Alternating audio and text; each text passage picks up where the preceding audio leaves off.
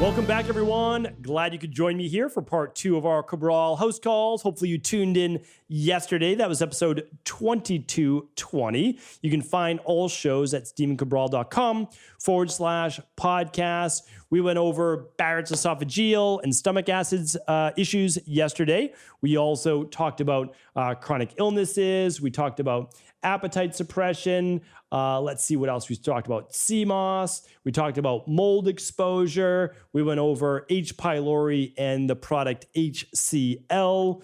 We also talked about osteopenia and using too much vitamin D or calcium, the wrong types of calcium, to build up those bones.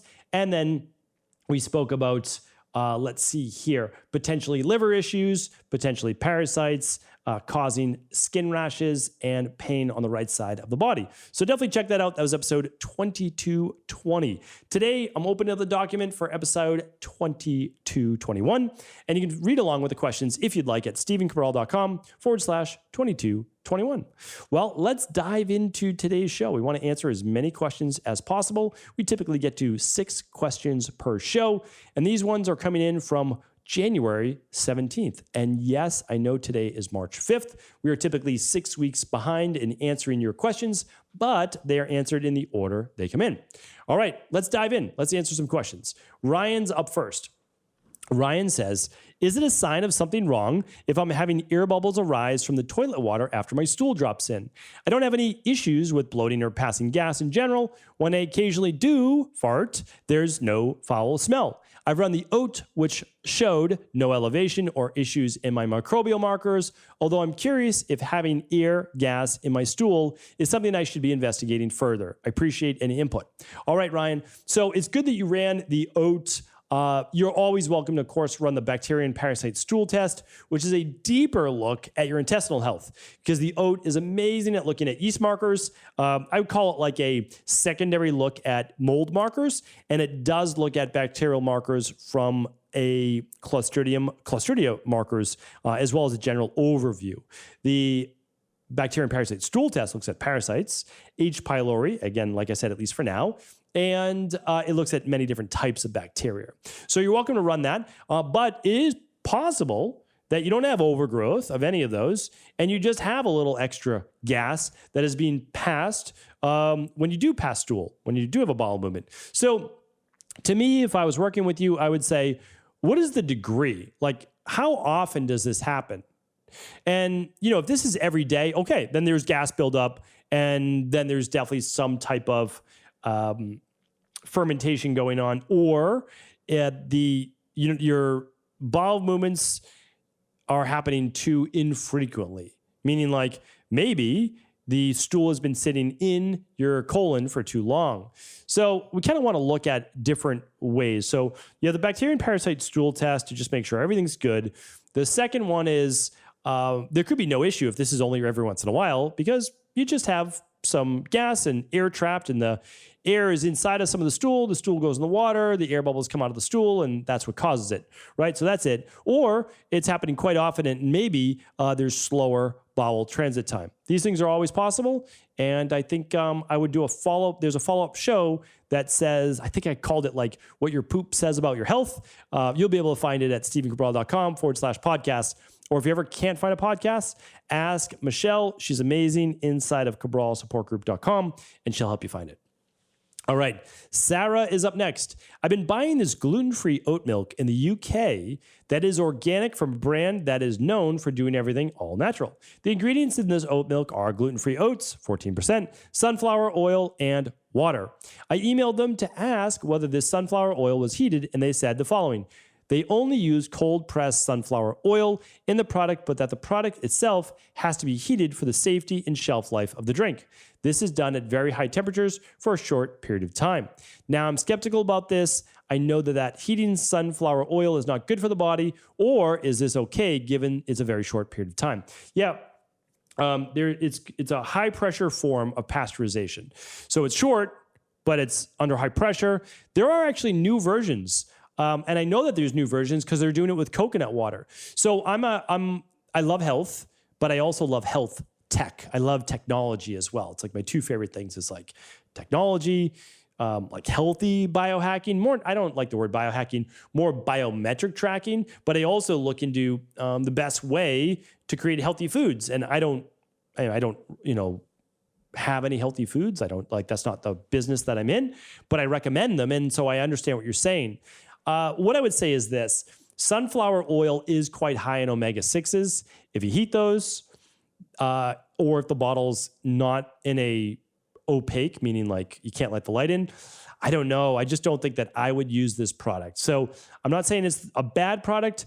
I'm saying that I would not give this to my daughters, and I wouldn't consume it either for me, especially since it looks like that sunflower oil is a big part of their product.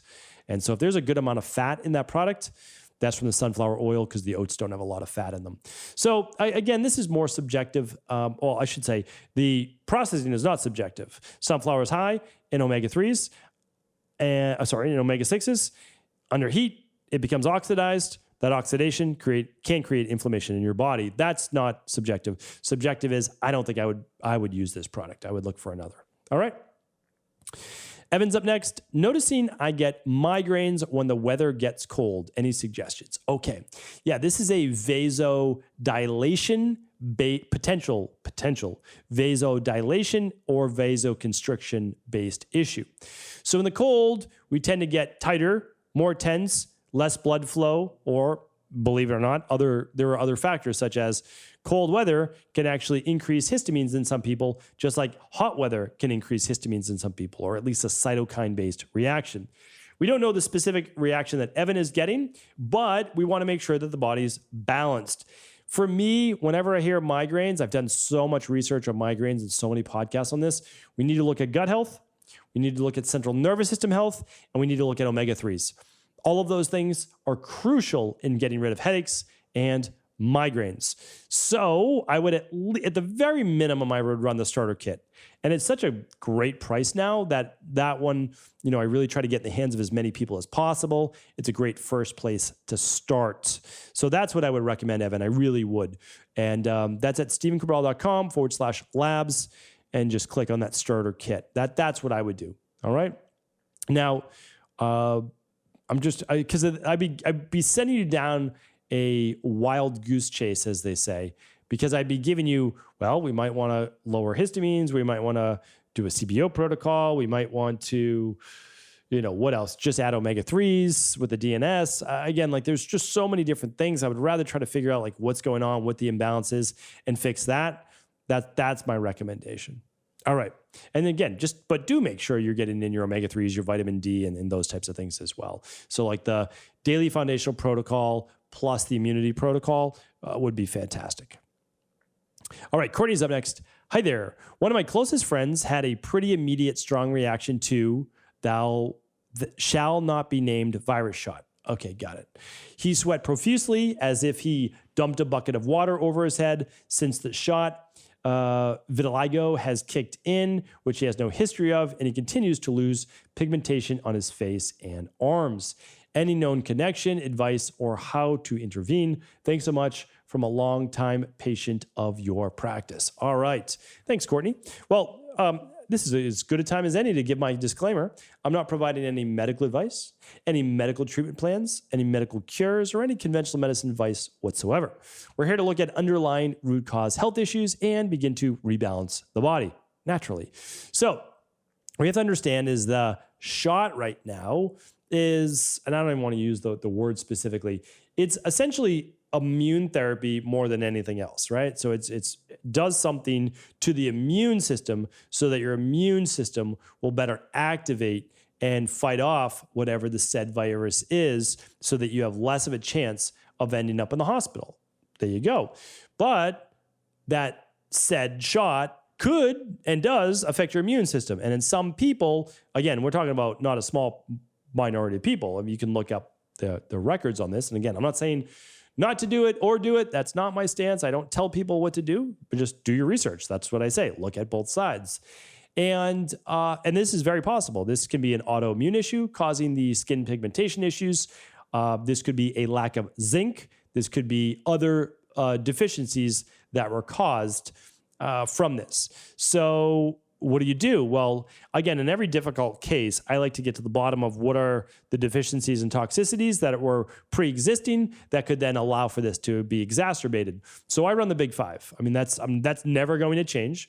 I've been doing that now since about 2010, 2011 with people. That'll never change. That's the number one thing to do. Second best thing to do is the starter kit.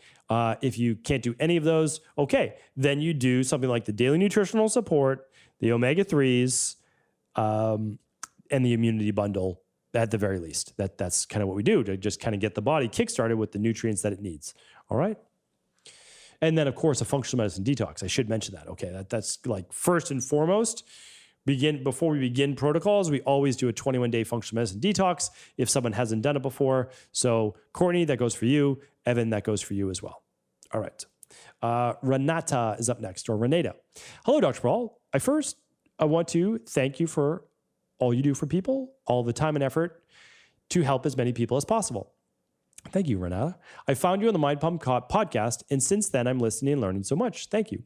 Here's my question. I'm doing the 21-day detox. I'm on day 11 now. Well, speaking of the detox, there we go.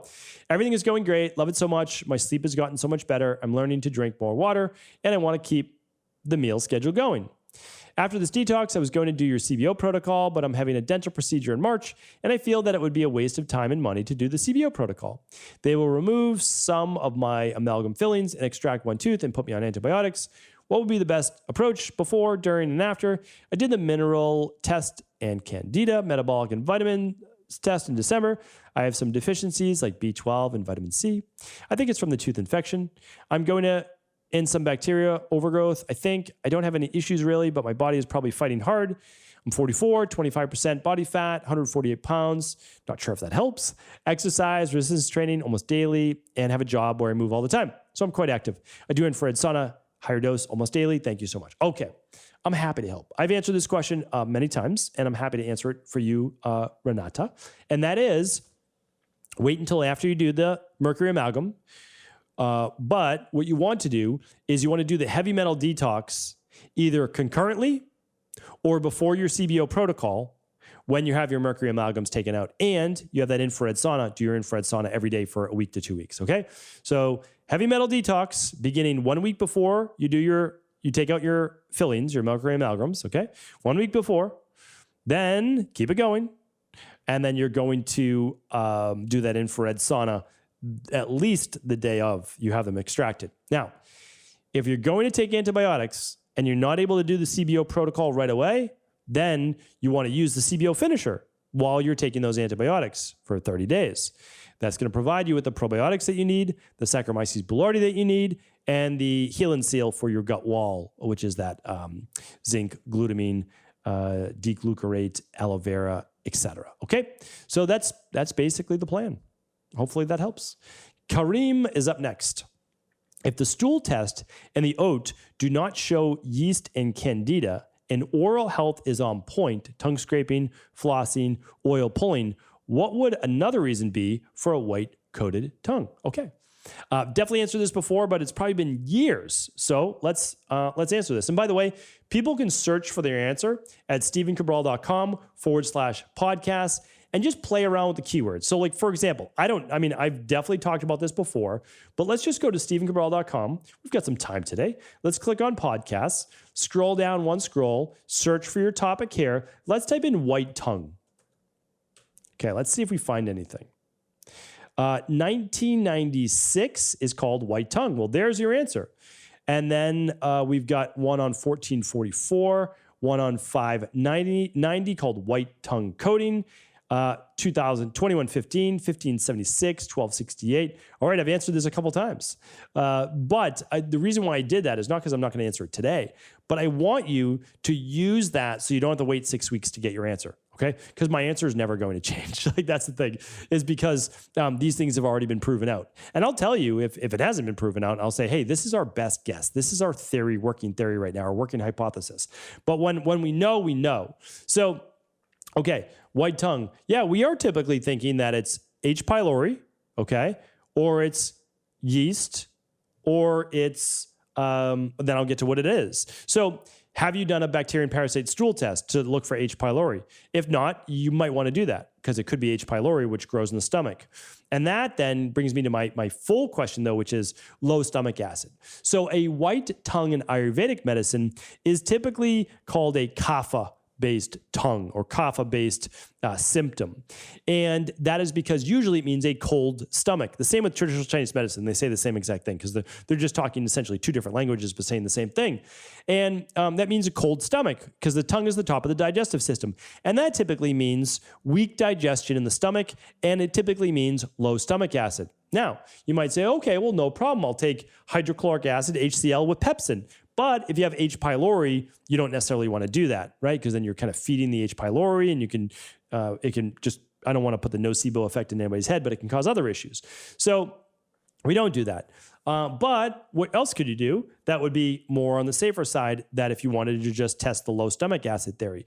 Well, you could do 1 or 2 tablespoons of Bragg's apple cider vinegar in 8 ounces of water and sip that through the meal, a little before the meal, some during the meal, some after the meal. And that would help with creating a more acidic environment in the stomach. Or you could do a cup of like decaf hot coffee, or you could do a cup of ginger tea. All of those would help to cut down on the kapha, the cold stomach, produce a little bit more of an acidic environment, and see if that decreases the white tongue. If it does, well, the answer then could just simply be weak digestion, and then you have to figure out, okay, well, why is my stomach acid weak? And it could be then, okay, lack of nutrients that you need to make stomach acid, hydrogen, chloride, the adrenals play into that, zinc, B vitamins, etc. Right? So that matters. And then there might also, again, like I said, be H. pylori. So, again, if it was me, I'd be running, you already did the oat, so I would run the probably minerals and metals test and the bacterium parasite stool test. And that's what I would do. But again, lots of suggestions, so hopefully that's helpful. Kareem, everyone, thank you so much for writing in. I appreciate you. I'm going to be back tomorrow on our Mindset and Motivation Monday. I hope you've had an amazing weekend. Once again, thank you so much for being a listener of the Cabral Concept.